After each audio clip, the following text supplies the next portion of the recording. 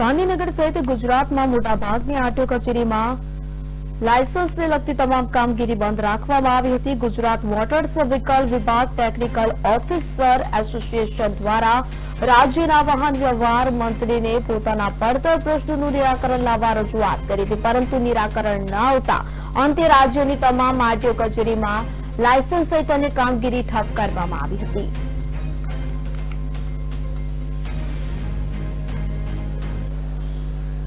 ગાંધીનગર ખાતે RTO circle પાસે જ આવેલી આરટીઓ કચેરીમાં મોટાભાગના અરજદારોને સર્વર ડાઉન હોવાના કારણે ધક્કા ખાવા પડે છે, જે હવેથી પાછા વધી જશે।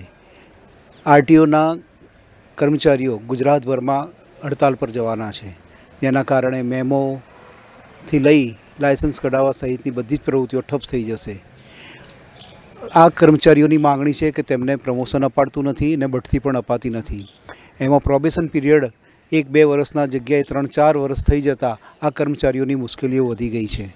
આ મુશ્કેલીઓથી ભારે અસંતોષ અને નારાજગી અનુભવતા કર્મચારીઓ આવતીકાલથી હડતાલ પર જવાના છે।